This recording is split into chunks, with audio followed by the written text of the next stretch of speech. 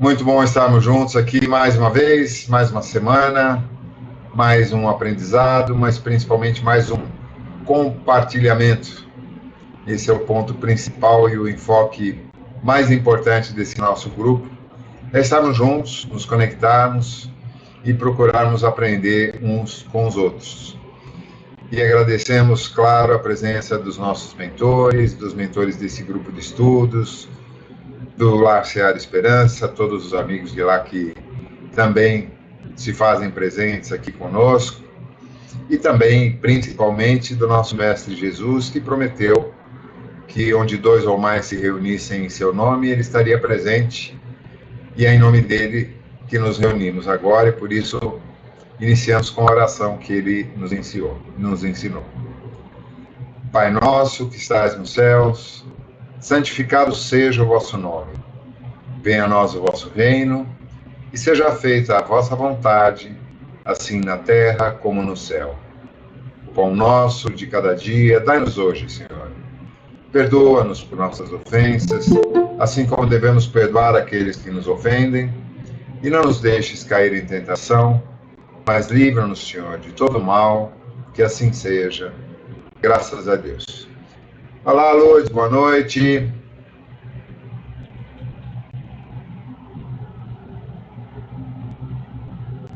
Você está sem áudio, mas tudo bem. Boa noite a todos. Então vamos lá. Vamos dar início ao capítulo 8º, do A Luz o Libertará.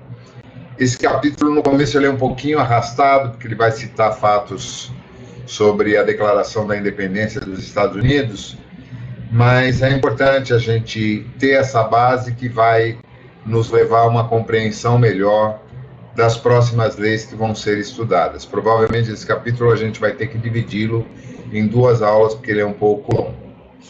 Então, contigo, Mel, pode dar prosseguimento. Então vamos lá. Capítulo 8, Energia, o fundamento das leis universais.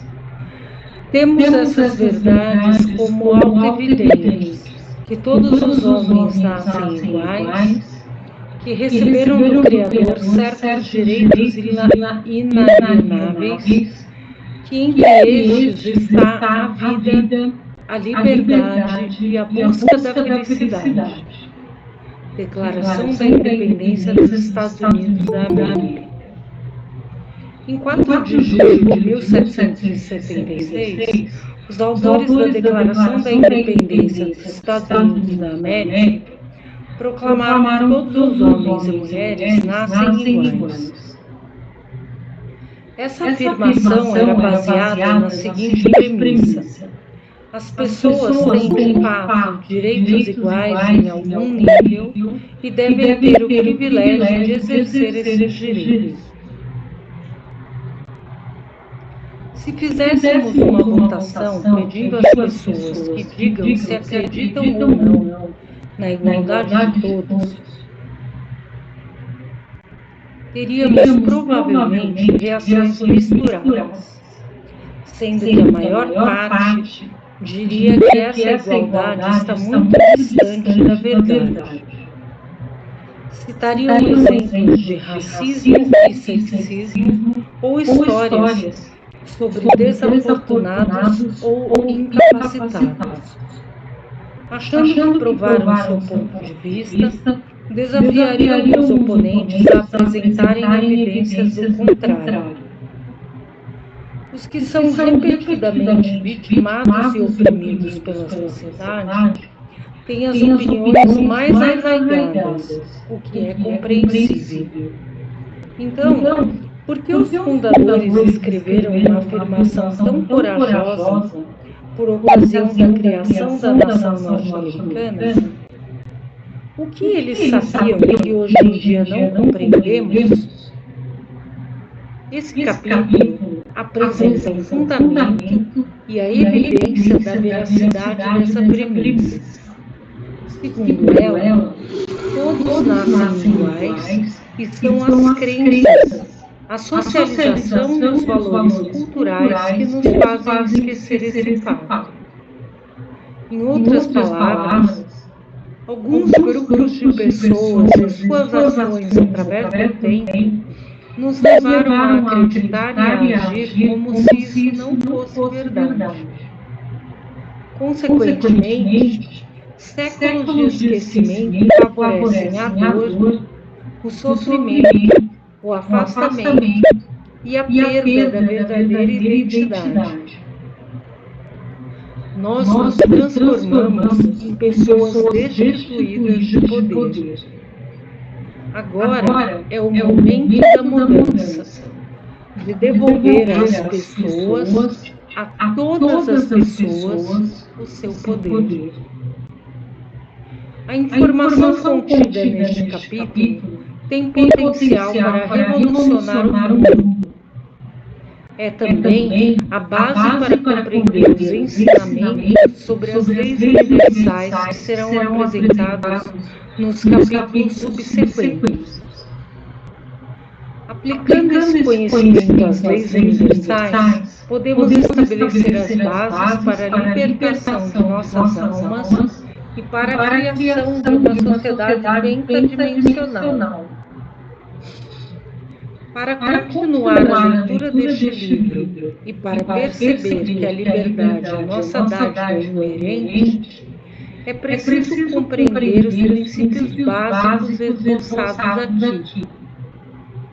Com essa compreensão, qualquer pessoa pode começar a percorrer a trilha em que liberdade, abundância, felicidade e paz estão garantidas. A intenção original da Declaração da Independência era estabelecer na Terra uma base que permitiria a todos os filhos de Deus realizar o pleno potencial humano e viver de maneira bela, total e produtiva. Os Estados Unidos foram especificamente designados para abrigar essa visão para o resto do mundo, até o momento em que todos na Terra se tornassem autorrealizados. Infelizmente, por causa da lei kármica, da ignorância e da irresponsabilidade humana, séculos se passaram. Só agora estamos prontos para resgatar as dívidas kármicas, limpar a lousa e prosseguir para uma compreensão mais elevada dos conceitos evolutivos que afetam todas as almas. O mestre ascensionado Kukumi abordou esses tópicos na transmissão que se segue. A Declaração da Independência é um documento que foi transmitido aos fundadores dos Estados Unidos pelos mesmos meios pelos quais você, minha cara Norma, recebe suas mensagens. Os membros da sociedade secreta que constituem a Ordem de Saint-Germain estavam em contato direto com o comando celestial, trabalhando para a realização do plano de Deus. Eles trouxeram a visão e o pensamento que transformariam o mundo. Todos os seres humanos nascem iguais e têm o direito a se realizar plenamente, conforme o grau de merecimento individual. Essa informação a respeito da Declaração de Independência não foi divulgada antes, porque na época colonial não era seguro para membros de uma sociedade como a que foi descrita falar abertamente desses assuntos. Coloquem em perspectiva os acontecimentos da época em que esses documentos sagrados foram escritos.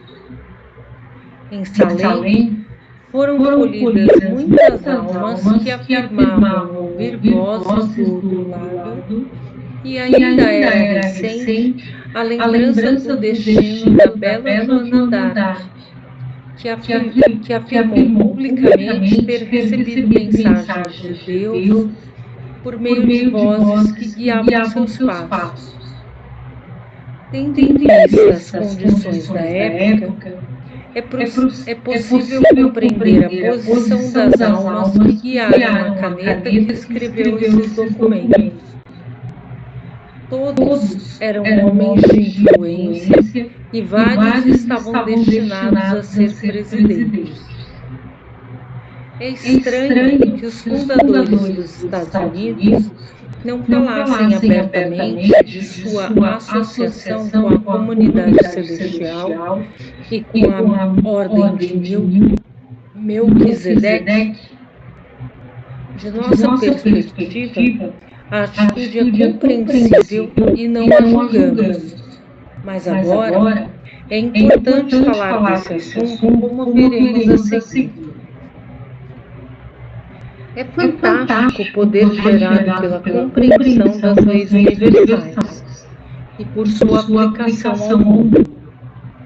Faz muito tempo, mais do que é registrado na Terra, que o comando celestial compreende as leis universais e sua aplicação à evolução humana. Como a Terra é tão importante no plano de apoio à evolução das almas a dimensões mais altas de consciência e luz. Esta informação foi mantida oculta até agora. Não foi divulgada antes porque a maioria das almas não estava pronta para recebê-la. Sua consciência não conseguiria integrar o significado e a responsabilidade deste conhecimento. Além disso, no passado, as almas encarnavam aqui basicamente para concluir questões inacabadas de vidas anteriores. Estavam tão preocupadas com a existência interior que não tinham tempo para compreender os conhecimentos, as dimensões e as leis superiores. Na verdade, qualquer coisa fora de seus parâmetros de realidade lhes causava medo, e elas reagiam como animais acuados sempre que eram desafiados a crescer. O crescimento, a iluminação e a abertura da mente eram motivos de escárnio, e as pessoas ou ideias que convidavam a mudança eram eliminadas. Aprender as leis universais antes de concluir os pagamentos kármicos permitia que muitos trapaceassem. Sem a convivência, sem a disciplina espiritual, muitos tentariam tomar atalhos para uma vida mais fácil, o que lhes roubaria oportunidades importantes de serem testados. Essa situação criaria um grupo de almas com grande conhecimento, mas com pouca força de caráter para aplicar esse conhecimento. Então já pensou? Vamos fazer um parênteses agora para reflexão. Já pensou que desastre? O grande acesso ao conhecimento sem elevação moral? Como seria? É o estado de muitos de nós no momento. Seríamos tombados pelo orgulho, pela vaidade e pelo egoísmo. Por essa razão que a gente ainda não atingiu a era total do mentalismo. Porque senão a gente ia destruir uns aos outros. Fala, José. É o que temos feito, né? Mesmo sem ter avançado tanto, a gente não fez outra coisa enquanto sociedade, desde essa época, nos próprios Estados Unidos, do que nos destruirmos mutuamente. E todo o avanço da ciência, toda a tecnologia decorrente desse avanço, tem sido e é usada até agora, temos visto aí inúmeros exemplos disso ao longo dessa semana, a aplicação dessa tecnologia. Imagine se tivéssemos ido além. É só isso. Presentemente, existem pessoas no universo que se encaixam nessa descrição. São pessoas com natureza altamente tecnológica, mas com pouca compreensão da lei espiritual, o que não permite que apliquem essa tecnologia com responsabilidade. Nós as chamamos de almas perniciosas, que servem para desafiar os que estão na senda da luz. O currículo da Terra é estabelecido de maneira a permitir que todos passem por testes de iniciação. Estes testes constroem o caráter e a integridade graças às lições que devem ser aprendidas. Só depois de saudarem as dívidas kármicas é que as almas têm acesso a níveis superiores de ensinamento, devendo provar a si mesmas que têm disciplina para administrar a responsabilidade que acompanha o conhecimento superior. Por mais doloroso que seja, acreditamos que esse processo produz um ser humano de qualidade superior, preparado para entrar nos reinos acima da quinta dimensão. Assim, temos certeza que compreendem porque era necessário e correto que nem todas as almas tivessem acesso a esses ensinamentos. Hoje, as energias estão mudando. Com o despertar espiritual da Terra, muitos já estão mais próximos da iniciação. Alguns entrarão com honra na quinta dimensão. E agora é o momento de orientar essas almas com a sabedoria das escolas de mistério do passado. Não sei se vocês lembram de um relato muito famoso do Chico, falando que o lugar que ele se encontra agora não tem animais. Né? Que é tudo branco, não tem formas definidas, é só um clarão e ele não consegue distinguir muita coisa. Então a impressão que ele tem é que, apesar de ele estar enxergando muito melhor, a sensação de doença na vista continua. Por que será? Mas o Chico era uma alma iluminada, ele não deveria estar sentindo mais nenhum tipo de problema na vista.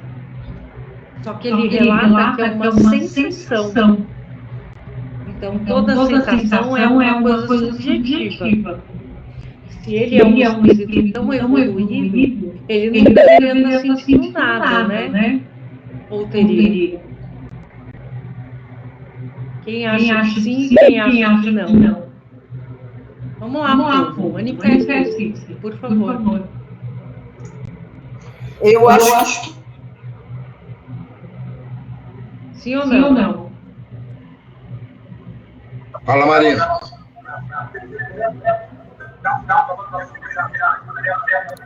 Eu acho que não. Desculpa, meu nome está meio louco. Quem mais? Quem acha que não? Eu acho que tudo tem um porquê. Se ele mesmo sendo um espírito evoluído está passando por isso, ele ainda tem algum aprendizado para conquistar onde ele está. Olha, eu não me recordo... Eu não paro de tossir, tá? Fica tranquila. Eu não me recordo de ter lido esse relato, não sei a origem dele, mas eu, sinceramente, tenho muitas reservas sobre qualquer comunicação mediúnica que afirma ter sido originária, por exemplo, de Chico Xavier. Existem muitas discordâncias e eu já ouvi muita abobrinha, mesmo por parte daqueles que eram muito próximos a ele. Por exemplo, o Geraldinho, que eu respeito muito, inclusive convidei para que participasse de um evento conosco no Ceará, online, mas tem muita coisa que ele relata sobre Chico, que eu coloco assim numa estandezinha, com um monte de interrogações juntas. Essa eu desconhecia, mas me parece ser uma delas, não sei qual é a origem. Mais alguém?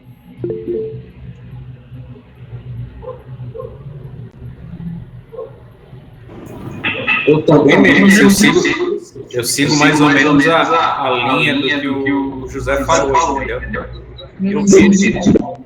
Eu também desconheço esse vídeo, né? Mas assim, eu já vi muito vídeo relacionado a pessoas que já desencarnaram, e alguns eu discordei, né? Na minha opinião, né? Eu discordei porque eu vi que não batia um pouco com a realidade, né? Eu vou dar um exemplo. Não tem nada a ver com o contexto, eu peço desculpa, né? Eu vi um vídeo aí de uma psicografia da ex-esposa do presidente Lula, né? E assim, ela falava maravilhas para ele como se ele fosse o cara mais perfeito do mundo, né? Eu estranhei, né? Porque era, de certa forma, né? Eu também. A desencarnação dela é relativamente recente, então eu achei muito estranho, né?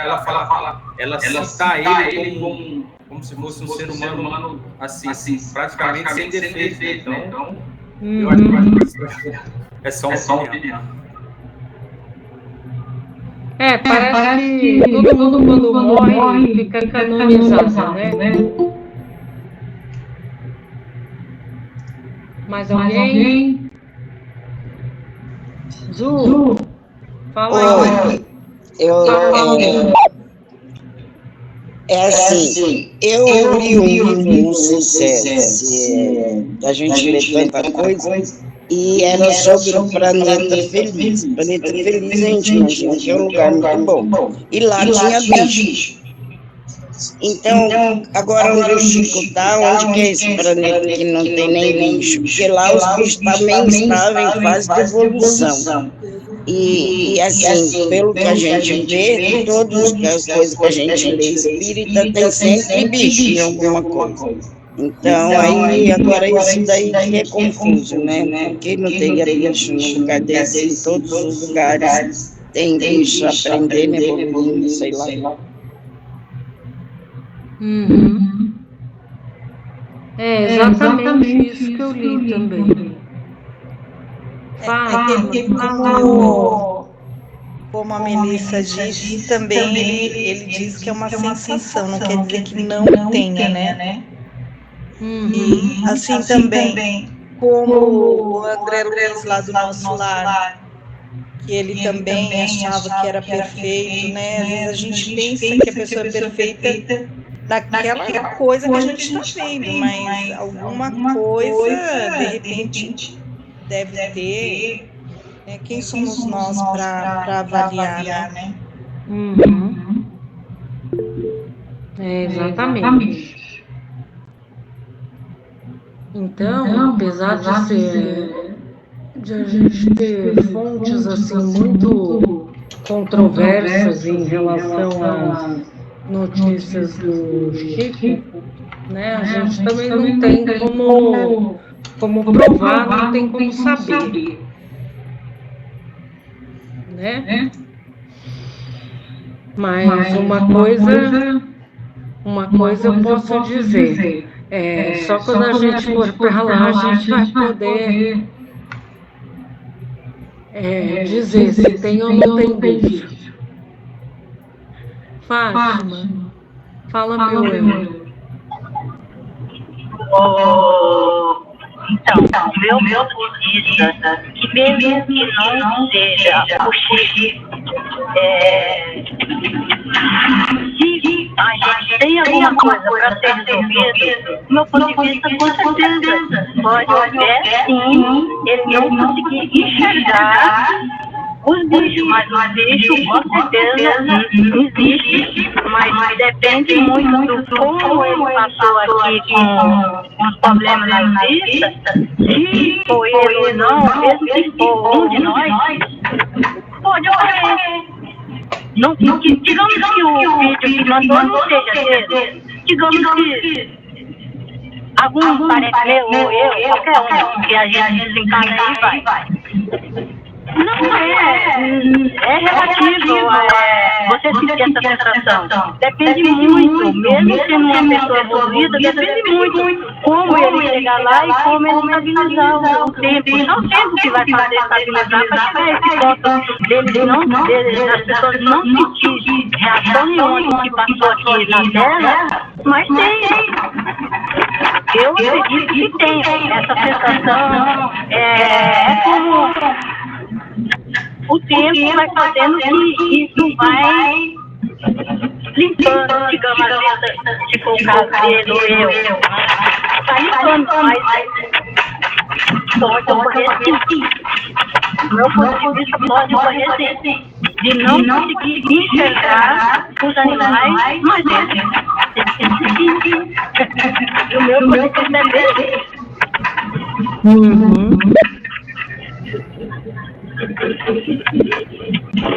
Espero que entendeu o meu jeito de falar, que digamos, é o jeito que eu vejo o desencarne das pessoas. Pronto.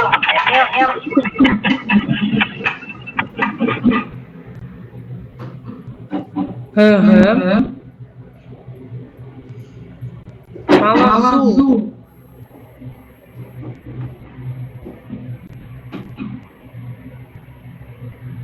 Fala, Azul.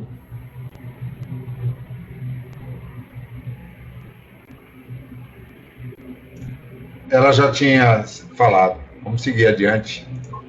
Oi,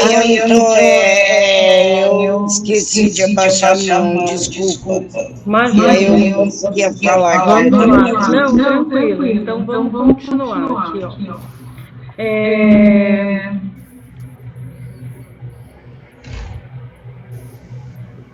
Por mais doloroso que seja, acreditamos que esse processo produz um ser humano de qualidade superior, preparado para entrar nos reinos acima da quinta dimensão. Assim, temos certeza que compreendem porque era necessário e correto que nem todas as almas tivessem acesso a esses ensinamentos. Hoje, as energias estão mudando. Com o despertar espiritual da Terra, muitos já estão mais próximos da iniciação. Alguns entrarão com honras na quinta dimensão, e agora é o momento de orientar essas almas com a sabedoria das escolas de mistério do passado. Nos Estados Unidos, há mais de 200 anos, almas da ordem de Melquisedeque encarnaram na Terra para estabelecer uma ligação com o comando celestial e para apresentar ao mundo verdades e ensinamentos maiores. Essas verdades tinham um fundamento. Todos os seres humanos nascem iguais e têm direito à liberdade.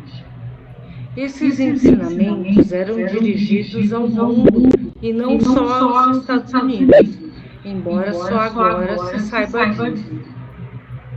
O plano de que todos tenham a opção de entrar na quinta dimensão e no reino que virá, o plano de que todos tenham a opção de entrar na quinta dimensão e no reino que virá. As palavras dos documentos que tantos cultuam tinham a intenção de abrigar para o mundo a frequência vibracional e a visão até o momento que todos pudessem compreender esses ensinamentos. Agora é o momento dessas verdades se tornarem autoevidentes. Já estamos preparados para revelar ao mundo essas verdades e explicações, para que todos possam compreendê-las e aplicá-las. As palavras contidas neste documento devem percorrer o mundo e oferecer respostas para os que as procuram. E assim será, mesmo que essas palavras sejam proibidas pelas estruturas governamentais. A mente é o todo. As mentes não podem ser mais contidas. As pessoas estão começando a compreender que a mente é livre e tem o poder de co-criar tudo o que é necessário para garantir a felicidade e a paz. Então, a partir de agora, todas as pessoas podem ser ajudadas, independentemente das constituições ou regras dos países em que vivem. Unam-se, ó Filhos do Divino, ao Espírito da Unidade. Participem com a mente e com o coração da Revolução Galáctica, que vai trazer paz, luz e amor às nações do mundo eterno, do mundo inteiro. Percebam que a luz e a energia do universo ouvem seus pensamentos e saibam que você tem o poder interior de mudar o curso da Terra. Ouçam com o coração as palavras que se seguem. Lembrem-se da época de Atlântida, quando se sabia que essas palavras eram verdadeiras. Depois, olhem para o futuro e tenham a visão do céu na terra que vocês vão criar. Deus abençoe os que ouvem e veem com o olho da mente. Agora, submetam a seu comando o coração e a mente, aplicando a informação que virá. Eu sou Kuthumi, professor mundial e embaixador do Divino, Adonai. Nesta mensagem, Kuthumi afirma indiretamente que os segredos das escolas de mistério do Egito, Grécia e Atlântida podem agora serem revelados ao público em geral. A humanidade foi considerada digna e pronta para receber outra vez essa informação e para usá-la na construção da sétima idade de ouro. É a primeira vez, desde que a Atlântida caiu, que essa permissão foi dada. Escreve-se há milhares de anos que a Era de Aquário será uma era de amor fraterno. E assim é, porque a frequência vibracional de Aquário, na precessão dos equinócios, é uma nota mais alta, vibrando mais perto da velocidade da luz. À medida que entramos nesta era, as frequências mais altas de luz afetam tudo e todos na Terra. Essas vibrações estão fazendo com que caiam os sistemas construídos em frequências inferiores, corrupção, ambição, mentiras, confusão, egoísmo, etc. Os sistemas educacionais, os negócios, as estruturas políticas e os governos, que foram construídos para servir a si mesmos, estão se despedaçando para depois renascerem em forma mais elevada. Mas só depois de um processo muito doloroso. Assim, estamos assistindo ao fim do mundo sem nos dar conta do que vemos. No umbral da Era de Aquário, é inevitável que se pergunte quanto tempo levará para que a dor e o sofrimento do mundo sejam transcendidos. A ideia de entrar num mundo de unidade, amor e luz, com pessoas produtivas, felizes, dotadas de poder, deveria bastar para nos dar vontade de começar imediatamente. Conhecimento é poder. O conhecimento contido nesta sessão apresenta a base para mudar o mundo e concluir novos acessos à mestria. Esperamos que desta vez a humanidade use esse conhecimento com sabedoria. Os domínios evoluídos e os conselhos kármicos não vão ver com simpatia as almas que o usarem mal, pois há regras que acompanham a mestria. A primeira regra é que quem adquire esse conhecimento das leis não tem mais os mesmos direitos de quem não as compreende.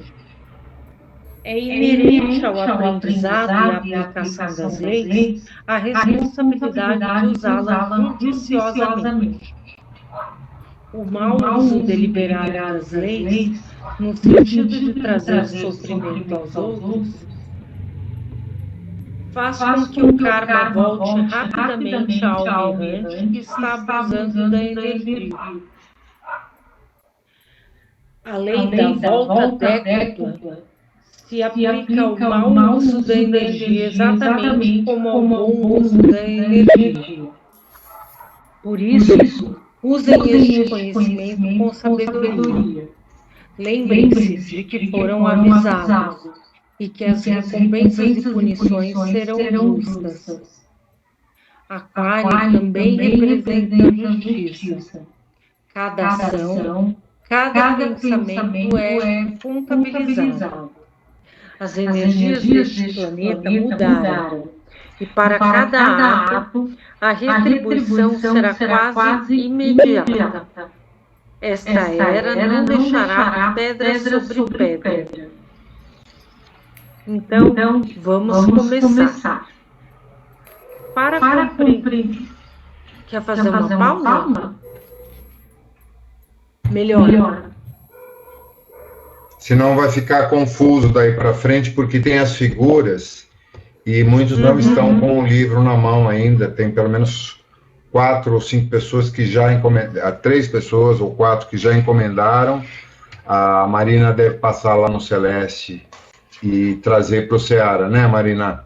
Sim. Você combinou com a Roberta, com quem mais? Com a Lourdes? Lourdes. E comigo. E você? Quem mais tinha encomendado o livro lá para a Silvia? Alguém dos que estão presentes aqui, não?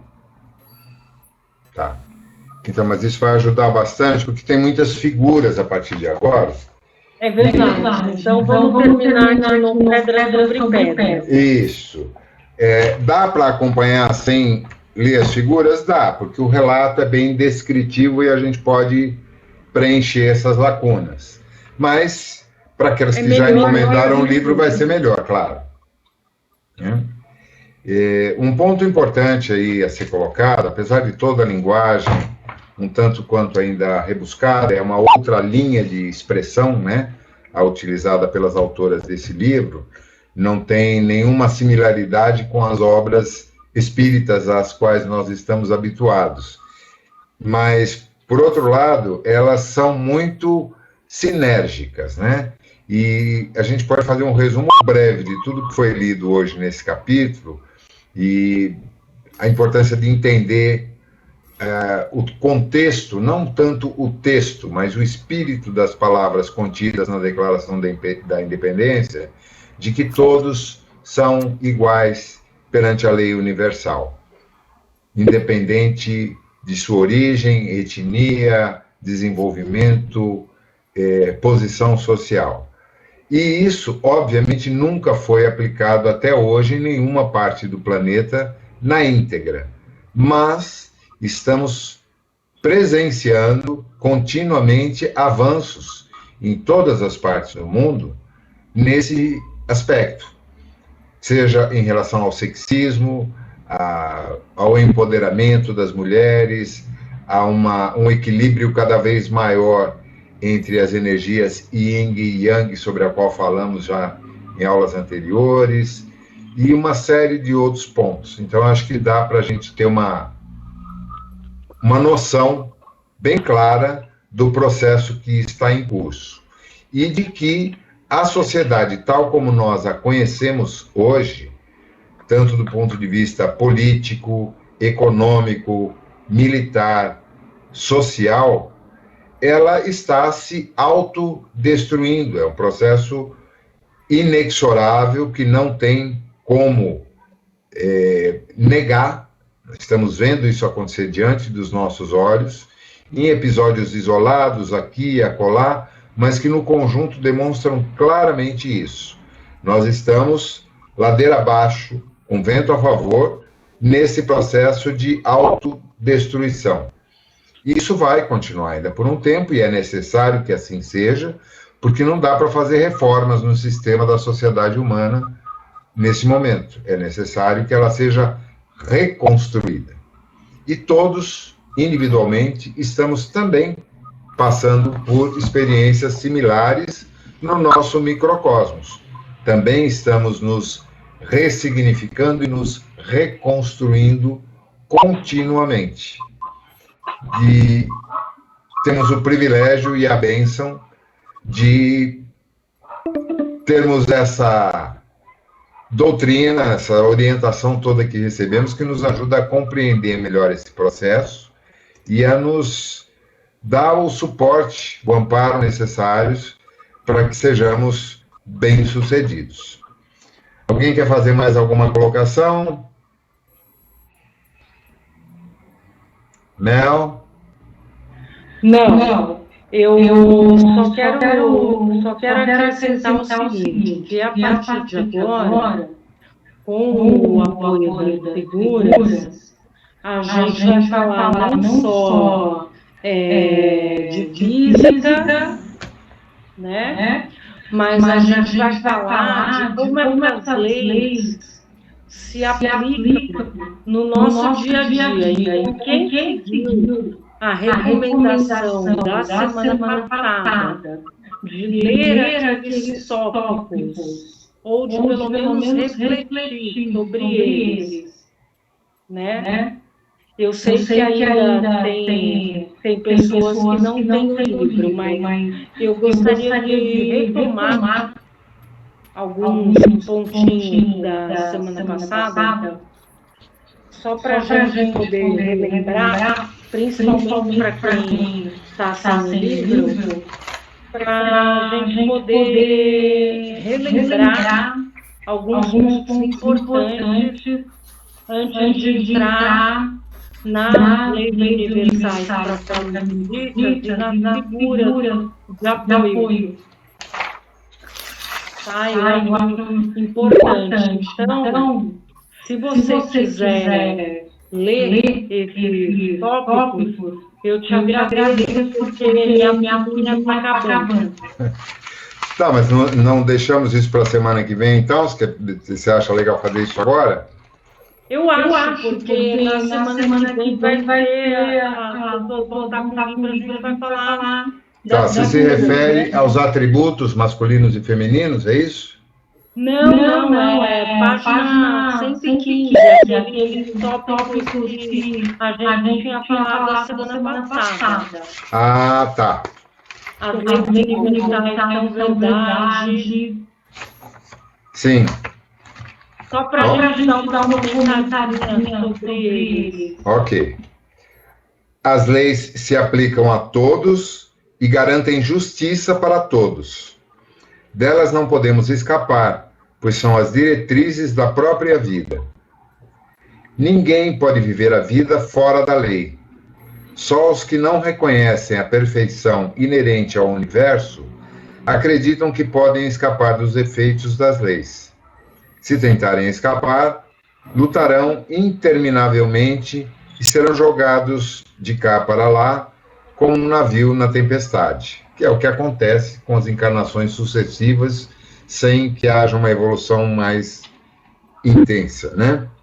São aquelas pessoas que sempre acham que podem levar uma vantagem sobre os outros. Exatamente. As leis são absolutas e perfeitas. A única maneira de trazer paz e harmonia à nossa vida é obedecê-las e, de acordo com elas, fazer escolhas que levam a alma a um nível mais alto de consciência. As leis trazem a ordem e a previsibilidade, mas sabemos que viver fora delas também traz consequências previsíveis. Podemos não perceber a curto prazo os efeitos de nossos comportamentos positivos ou negativos, mas é certo que cada uma de nossas ações terá um desenlace justo. As leis nos permitem superar desenlaces negativos, especificando maneiras de modificar os resultados de nossos comportamentos e fazendo-nos perceber quais são os comportamentos que devemos evitar. Quem vive dentro das leis ajuda os outros e a si mesmo. Todos nós exercemos influência sobre outras pessoas. Quando vivemos dentro das leis, ocorre um efeito de atração, fazendo com que os outros sigam nosso exemplo, passando a agir de maneira semelhante. O que acontece a um afeta a todos. Vivemos num universo holográfico, o que significa que o todo está contido em cada partícula. Por intermédio da compreensão das leis universais, a mente fica localizada na inter-relação entre todas as coisas. As leis nos fazem lembrar que vivemos simultaneamente em mais de um mundo. Enquanto experimentamos as coordenadas espaço-tempo da dimensão física, o aqui e o agora, somos compelidos pelos preceitos sem tempo nem espaço das dimensões invisíveis. Atualmente, o que aprendemos nos prende ao mundo físico, impedindo que nossa mente cresça em outras dimensões e realidades. É preciso abrir as portas para a compreensão da metafísica e do mundo da energia subatômica, percebendo assim a influência que esse mundo tem sobre nossa resolução.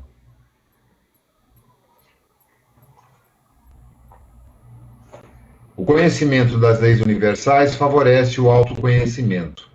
É possível perceber os efeitos da influência do cosmos pela simples observação do que acontece na vida diária, pois as mesmas grandes verdades governam tudo. Viver dentro das leis afirma nosso compromisso com o intento e com o plano de Deus e nos aproxima de nosso Criador. As leis expressam as maneiras que o nosso Criador escolheu para nos ajudar a atingir a visão de um universo e de uma existência pacíficos e produtivos. Somos um com as leis, portanto, devemos conhecê-las. Então, É isso. a gente sabe que intuitivamente, né, a gente tem um senso de justiça, um discernimento que está manifesto na nossa consciência através dos 10 mandamentos. E que a lei do eterno retorno, ela é inerente a cada ação que nós praticamos. Independente da gente achar ou não que está tirando alguma vantagem, ou então que a gente não tem certeza, que a gente acha que não vai contar muito isso como uma má ação. No fundo, a gente tem a exata noção de cada passo que a gente dá, daquilo que nós estamos fazendo. E vai ser muito legal porque agora, acompanhando o atendimento fraterno da Sabrina nas palavras de Pai João, as coisas, como sempre, vão estar se juntando. Vamos passar para o próximo link, então, que já estamos com 50 minutos desse. Vamos fechar essa sala e retomar no link seguinte, tá ok? Saindo aqui.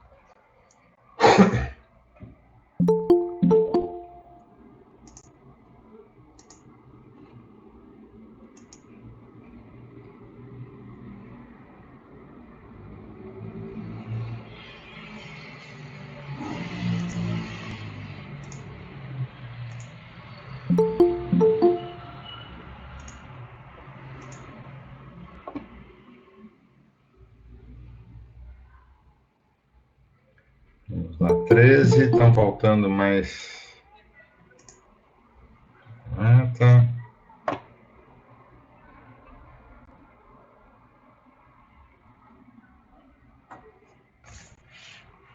Tadadam.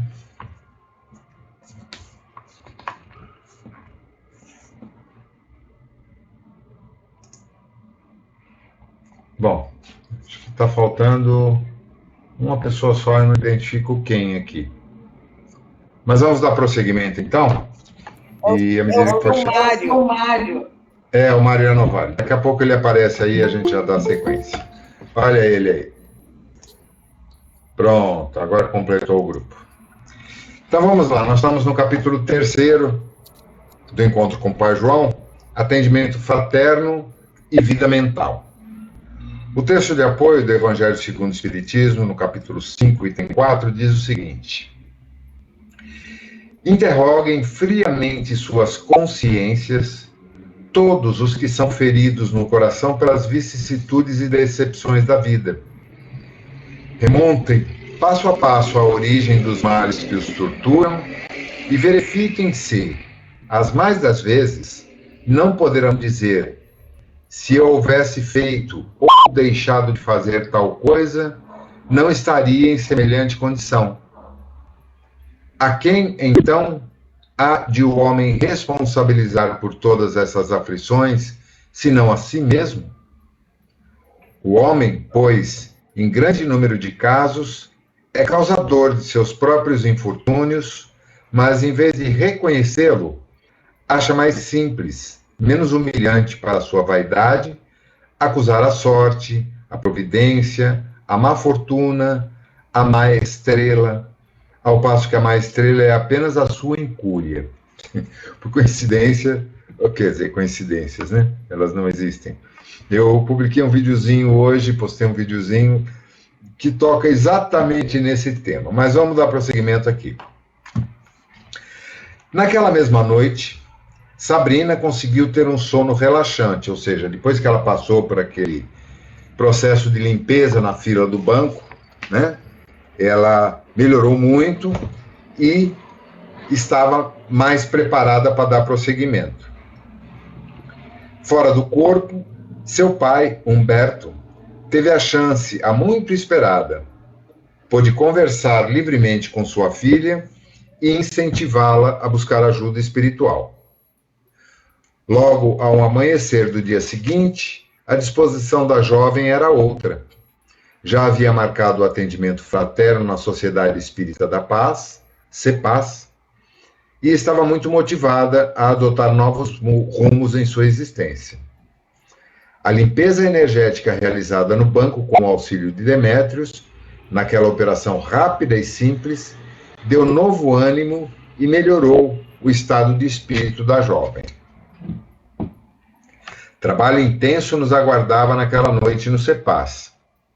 A equipe de colaboradores da casa oferecia muitos recursos mediúnicos que nos permitiam trabalhos especializados, poucas vezes encontrados nas organizações espíritas mais tradicionais. Vejam bem, uma comparação com o plano físico. Nós temos as unidades básicas de saúde, né, as UBSs. A Sandra chegando aqui. E temos os centros de especialidades, citando só aquilo que eu conheço um pouquinho. Dependendo do caso e da estrutura, não se consegue um trabalho mais aprofundado, exames mais precisos, atendimentos mais especializados naquelas unidades mais básicas. Da mesma forma, as casas espíritas nem sempre têm recursos adequados, médiuns preparados, estrutura e também no plano extrafísico, o equipamento e os profissionais adequados para fazer qualquer tipo de atendimento. Por exemplo, hoje o Ceará não tem uma equipe de apometria. Por uma série de razões, não houve condições. Agora, é indispensável que tenha? Não. Porém, em alguns casos, quando necessário, a pessoa tem que procurar outra casa onde haja esse atendimento. Aqui, o que ele se refere não é bem isso. É um trabalho bem mais sofisticado, nós vamos ver a seguir. Médiuns de incorporação e saneadores, como já foi explicado no capítulo anterior, orientados para o trabalho do bem, empregavam suas faculdades mediúnicas com o coração e a mente abertos, cientes de que quaisquer regras ou normas mais recomendadas na utilização da prática mediúnica, aquele grupo se entregava ao trabalho com sincera e abundante vontade de servir e confortar as necessidades humanas. O CEPAS lota suas dependências físicas nas noites das tarefas de assistência mediúnica e tratamentos de saúde. É uma iniciativa da qual homens e espíritos, representando o mundo físico e mundo espiritual, quebravam suas barreiras, permitindo o diálogo e a proximidade com muitas bênçãos. Pontualmente, às 19h30, Sabrina e sua mãe, Mariana, chegaram às dependências da casa. Demétrios, como de costume, estava no portão da entrada e as recebeu afetuosamente. Sabrina, ao cumprimentá-lo, disse: Demétrios, depois daquele nosso encontro no banco, parece que, em um passe de mágica, tudo mudou em mim. É como se eu me livrasse de toneladas de alguma coisa. Você tem uma força poderosa, expressou de maneira descontraída, mas com um certo constrangimento por não ter tanta intimidade com ele. Não sou eu, Sabrina. É a bondade de Deus que nunca falta em nosso favor, respondeu o médium com humildade e ciente das lutas daquela jovem mulher. Olha a postura dele ao responder, né? Oi, tá baixo para você, Lourdes? Alguém mais também tá... Oi, tá sim. Oi, tá sim, baixou bastante. Para outras pessoas também notaram isso? Não, para mim tá super normal. Eu acho que é porque eu devo ter virado... Também. Eu tô Ok. sentindo alguns ruídos. Será que tem alguém com o microfone aberto? Pode ser. Vamos todos fechar, então, o áudio para ficar com menos ruído de fundo. Mas, em parte, é porque eu também virei para o lado e fiquei com a boca fora do microfone. Vou procurar corrigir isso aqui. Eu vi aqui o áudio da Maria de Lourdes que tá vazando. Ah, tá. Não, é que ela estava falando, foi ela que questionou que estava mais baixo o volume, agora ela já... Desliga o teu áudio, tá, Lourdes? Tá jóia. O áudio da Marina tá aberto também. Meu? É, Marina. Marina, tá. Isso. Ótimo, vamos lá. Os atendimentos fraternos realizados naquela casa espírita tinham por norma... interessante isso, prestem atenção. Tinham por norma a presença de um médium ostensivo cujo papel era rastrear os aspectos espirituais do atendido, e um médium entrevistador, que se propunha a ouvir e orientar sob a intuição dos amigos espirituais, focando sua atenção nos gestos e no tom de voz dos atendidos. Vejam que interessante esse meio de atendimento fraterno. Um médium vidente, ostensivo, que tem um acesso e uma facilidade muito ampla, tanto para ver o que está acontecendo do plano extrafísico, quanto para acessar informações a respeito daquele que está sendo atendido, e um entrevistador preparado com conhecimento de psicologia, de terapia, para identificar expressão corporal, linguagem corporal, posição dos olhos e a forma de expressão de cada um. É raro isso, hein? Muito difícil conseguir esse tipo de trabalhadores especializados. Naquela noite, a doutora Sandra, médica e dedicada parceira nas atividades da Casa da Piedade, junto ao Hospital João 23, fez par com Demétrios, obedecendo a uma rotatividade periódica das duplas.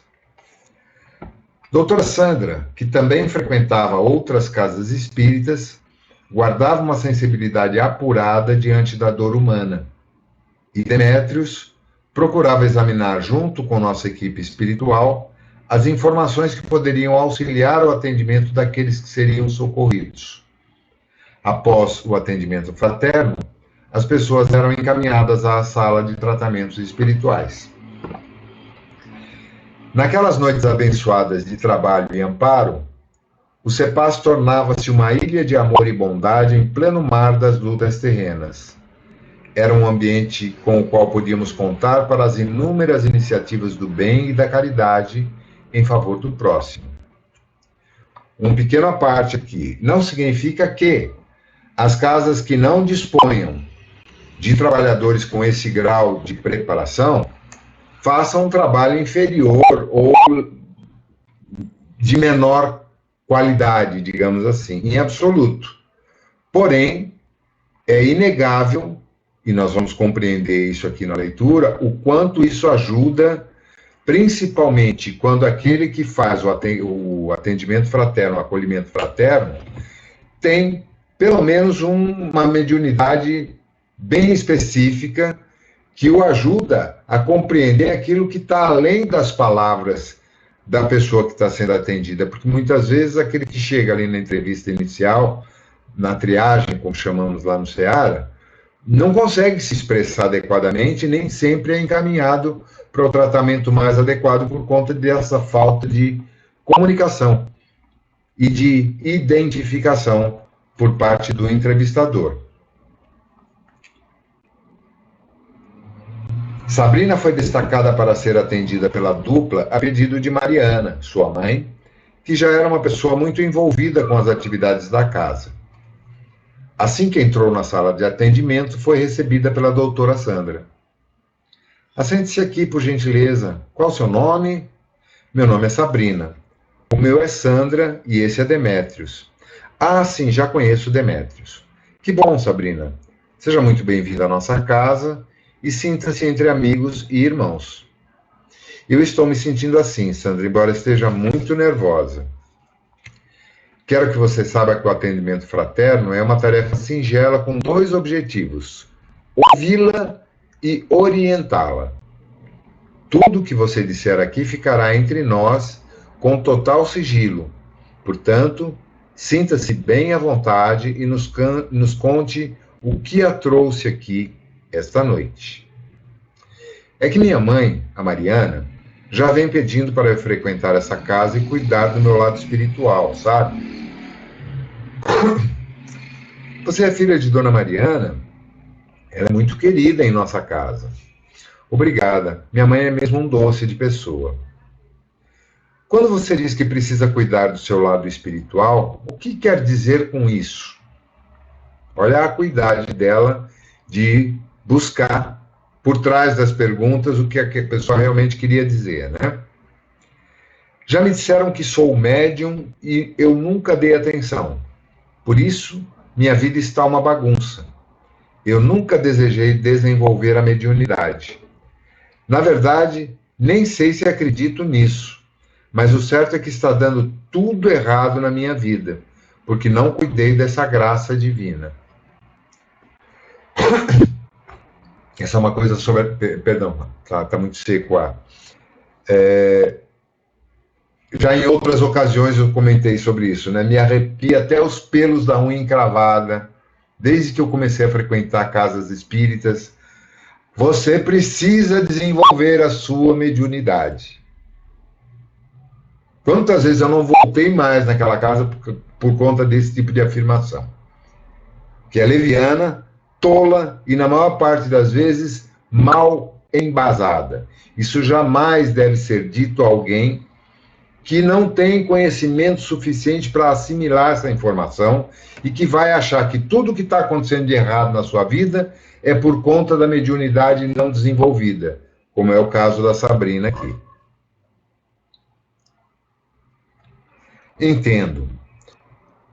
O que está bagunçado na sua vida? Minha cabeça. Como assim? A jovem era de poucas palavras e isso obrigou a médica a estimular a conversa. Habilidade do entrevistador. Sandra, eu já acordo pensando nos problemas. Só tenho problemas ocupando minha cabeça o dia inteiro. Nem durmo direito. Acho que até no meu sono está tomado por essa mania de pensar em problemas. E você está sofrendo com isso? Diante dessa pergunta, Sabrina derramou as primeiras lágrimas e disse, chorosa, sim, muito. Pegue esses lenços, ofereceu a doutora Sandra com carinho. Obrigada e desculpe pelo meu choro, está muito difícil viver. Por quê? Sei lá, acho que fizeram alguma coisa contra mim, olha bem. Deve ter mesmo alguma entidade ou coisa ruim feita contra mim e meu marido. Está tudo amarrado, nada vai para frente. Por que você acha isso? Tudo dá errado em nossa vida. O que, por exemplo? Eu acho que meu marido está me traindo. E não suportando o assunto, chorou muito. Chore à vontade, minha filha. Eu não estou aguentando mais, sabe? Sinto uma vontade muito grande de parar com tudo. Nada tem sentido e alegria para mim. Tudo é pesado, tudo é obrigação. Filhos, marido, casa, tudo. Você se sente sobrecarregada? Exatamente, essa é a palavra que eu estava procurando. Pense um pouco e me diga se sempre foi assim ou você consegue identificar claramente quando isso começou. Enquanto a doutora Sandra fazia a abordagem fraterna, Demétrios mantinha-se com as percepções ligadas em nossa presença, ou seja, do plano espiritual, e avaliando com atenção os gestos e as palavras usadas por Sabrina. Sandra, consigo identificar que minha vida virou uma porcaria, perdoe minha palavra, depois que me casei. Por qual razão? Acho que escolhi a pessoa errada. O que há de errado com seu marido? Ele nunca me ajudou em nada e levamos uma vida pobre, privados de tudo. Vocês se amam? Nossa, há quanto tempo nem penso nessa palavra. Vocês estão sem amor na relação? Acho que nunca o tivemos. E por qual razão você o escolheu? Deve ter sido por carência, né? É o que todo mundo fala por aí. Respondeu chorando novamente. Está arrependida? Que pergunta difícil, Sandra. Se não quiser responder, não precisa. Nesse caso, fale de outra coisa que você gostaria de nos contar. Não, eu quero falar sobre isso mesmo. Desculpe ser tão clara, mas meu marido é um acomodado, um omisso. A vida dele é beber e fumar, e agora, mais isso. Acho que tem uma mulher no meio.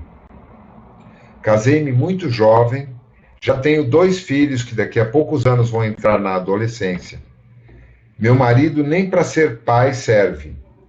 Está desempregado e nada faz para resolver essa situação. O amor nesse relacionamento passa longe.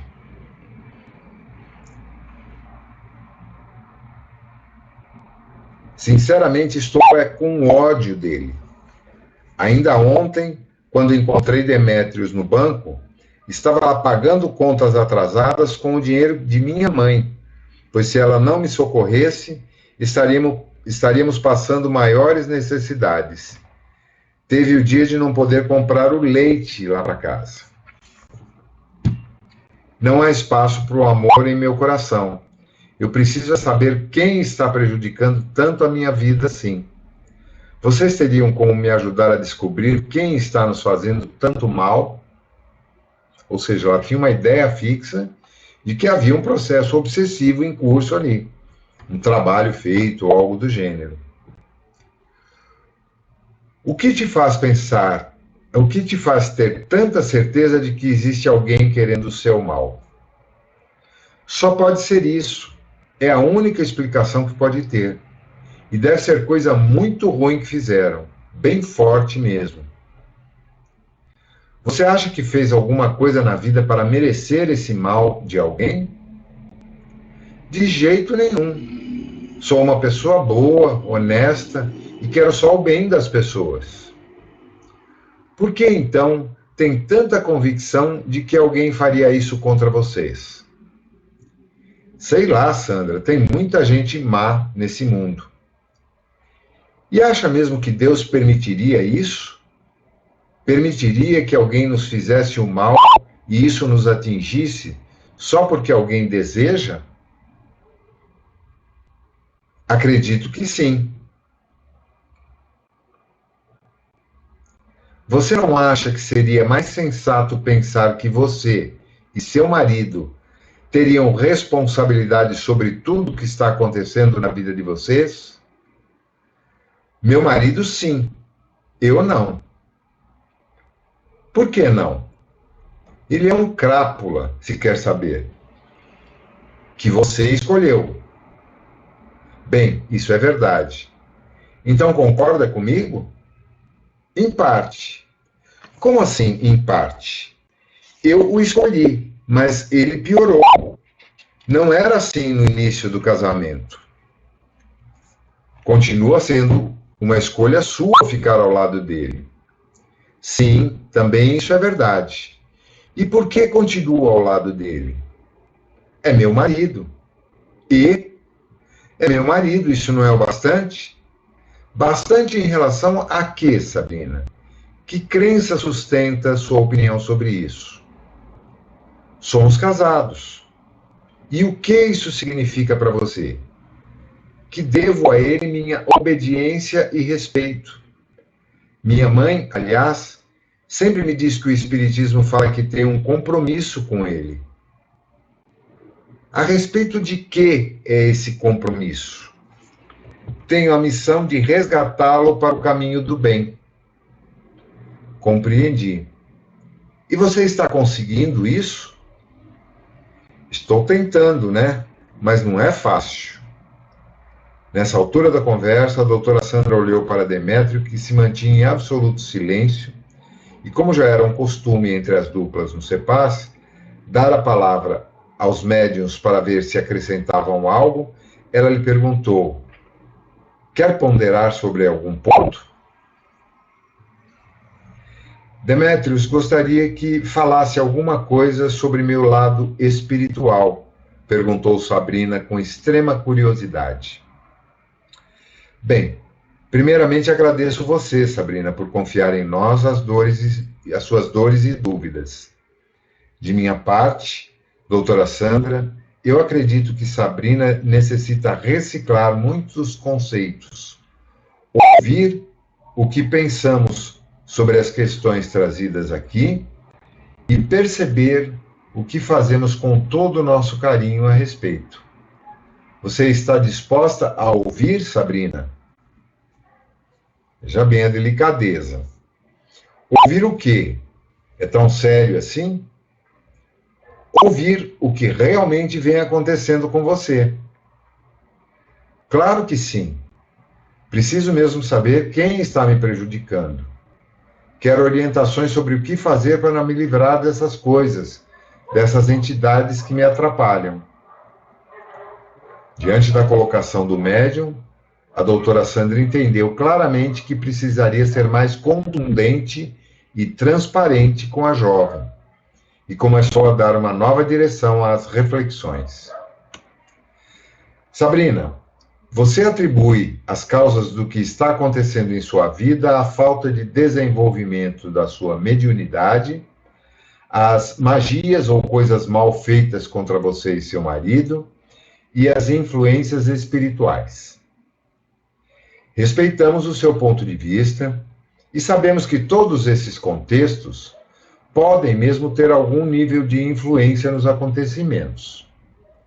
Mas, para nós, esses fatores só podem exercer algum grau de interferência quando existe algo nas próprias pessoas que atraia a influência.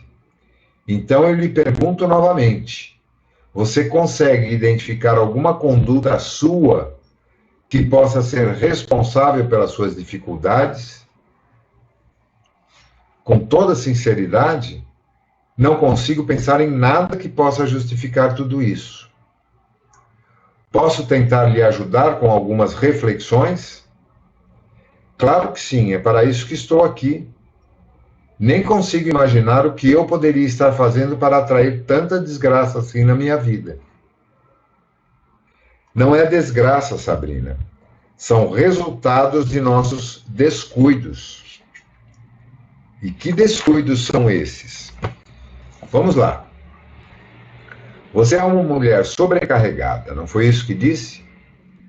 Sim, estou exausta e sem vontade de viver.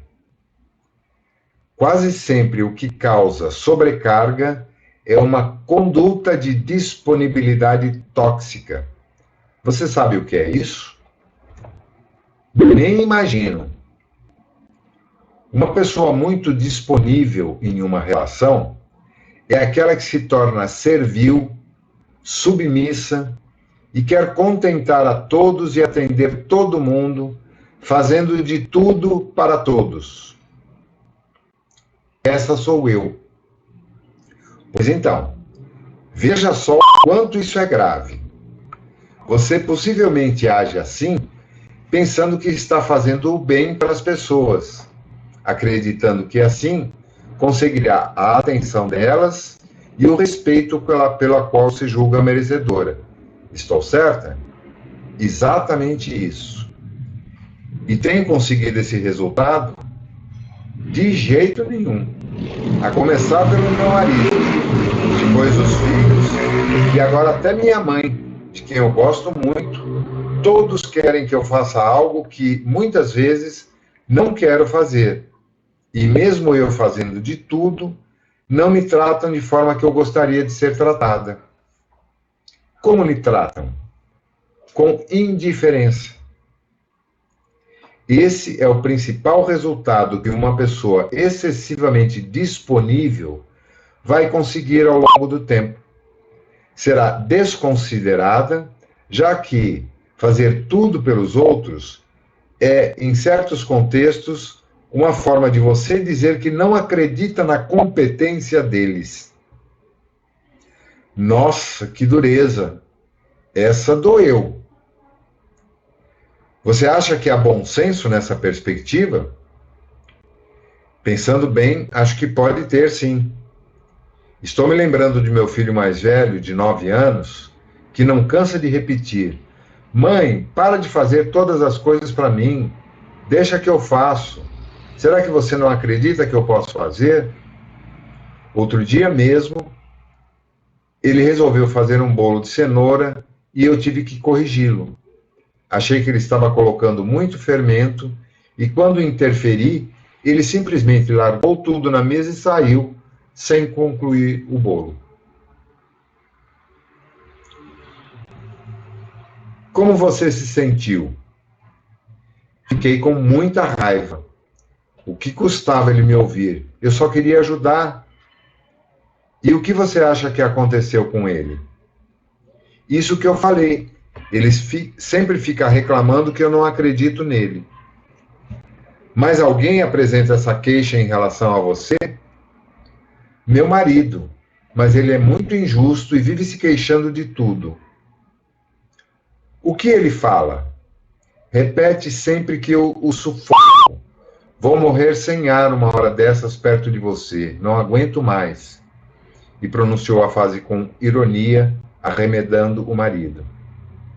O que você faz para ele se sentir assim? Sei lá, Sandra. Nunca nem me dei ao trabalho de perguntar. Você sabe que tipo de atitude humana mais sufoca outro ser humano em uma relação? Nem faço ideia. É o controle. Você é uma pessoa controladora? Talvez. Tudo meu tem que ser bem organizadinho, senão não fica direito. Não sei viver de outra forma. É minha única virtude e me sinto bem quando deixo tudo organizado. Organizadinho, o que significa isso?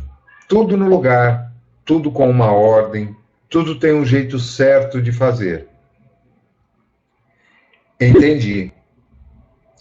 Quase sempre, Sabrina, uma pessoa muito disponível nos relacionamentos é também muito controladora.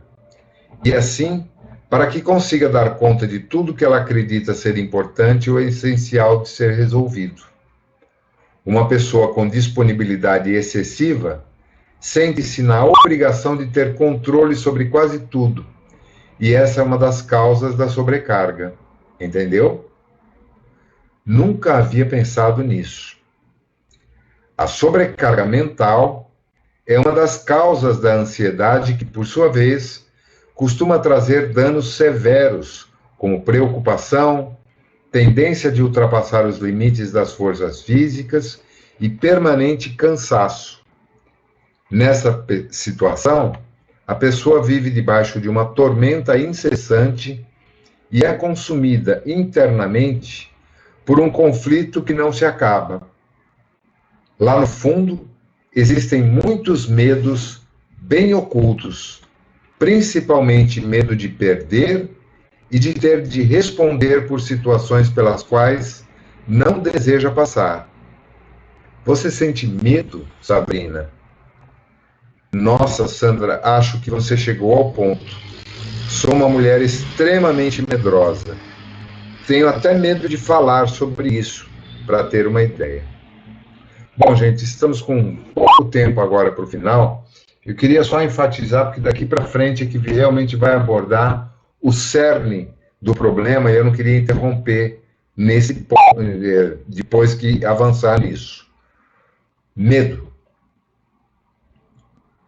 É a base do entendimento do medo que guardamos todos nós no âmago das nossas almas, que estão a grande maioria, se não todas, as causas das nossas dores, dos nossos sofrimentos, das nossas dificuldades de relacionamentos sociais, profissionais, afetivos e principalmente conosco mesmos. O medo de nos amarmos, de nos perdoarmos. Por isso eu vou interromper aqui e deixar para que a gente dê continuidade a partir da semana que vem. Alguém quer fazer algum comentário? Fala, Lourdes. Oi. Eu queria comentar. Estão me ouvindo? Sim. Eu queria comentar que é assim. É exatamente o ponto que eu tô na minha vida pessoal. que é assim, eu escutei isso do Dr. Christian. No dia seguinte que eu passei com ele, eu escutei isso da minha psiquiatra.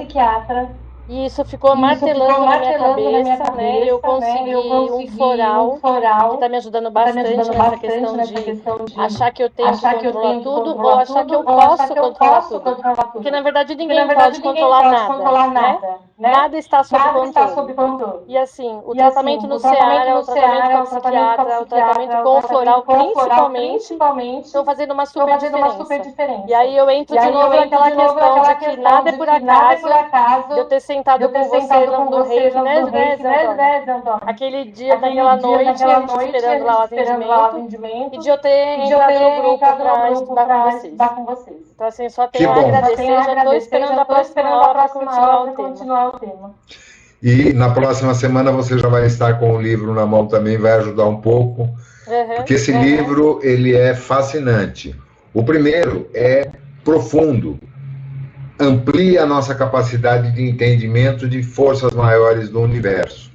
E esse nos traz de volta para o nosso cotidiano, para a nossa vidinha de relações, no micro e nos segmentos que a vida coloca diante de nós. Por isso é que eu quis interromper aqui, porque agora vai entrar na abordagem do cerne dos problemas que a grande maioria de nós está enfrentando nas nossas vidas pessoais e vai alinhar com o entendimento dessas leis universais que nós vamos passar a estudar agora com mais profundidade também a partir da semana que vem, de uma maneira que vai nos ajudar a interagir com isso tudo e a trabalhar essas sensações, essas emoções que, de alguma forma, acabam impactando e trazendo dor e sofrimento para as nossas vidas. Sem querer fazer divulgação pessoal, mas esse vídeo de 2 minutos que eu disponibilizei no YouTube e no Facebook tem a ver exatamente com isso. A nossa dificuldade de entender que os nossos sofrimentos, todos eles, podemos dizer, são, primeiro, inerentes ao estágio em que nos encontramos e ao planeta em que vivemos. É natural que aqui, por ser um mundo de provas e de reparações e expiações, não seja imune ao sofrimento. Todos nós. Nós temos que identificá-lo, a esses medos, naquilo que nós queremos, desejamos, inclusive controlar, manter as coisas conforme nós achamos que temos que ser, tanto pessoas quanto coisas. E quando fazemos isso, sofremos e fazemos o outro sofrer. Passamos a entender que quando a gente identifica isso e começa a ressignificar esse nosso comportamento, a gente suaviza e minimiza esse sofrimento.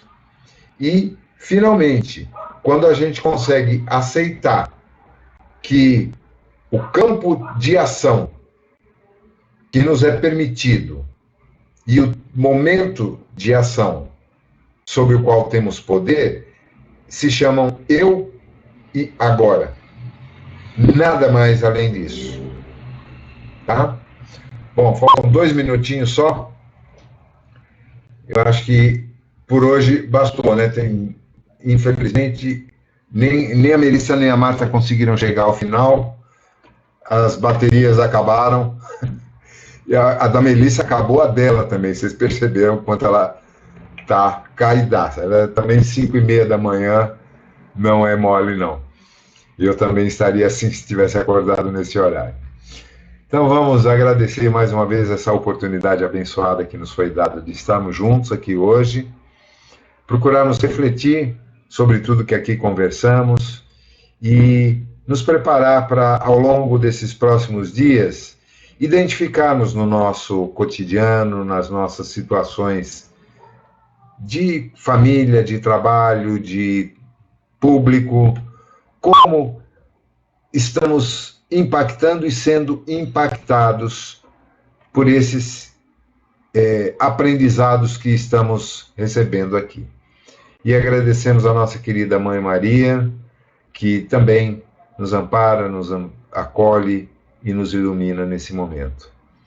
Ave Maria, cheia de graça, o Senhor é convosco. Bendita sois entre as mulheres e bendito é o fruto do vosso ventre.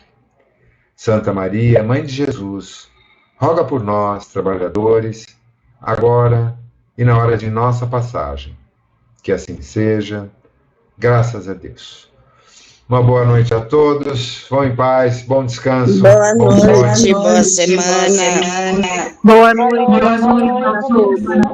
Boa noite, querido. Boa noite, querida. Boa noite, Boa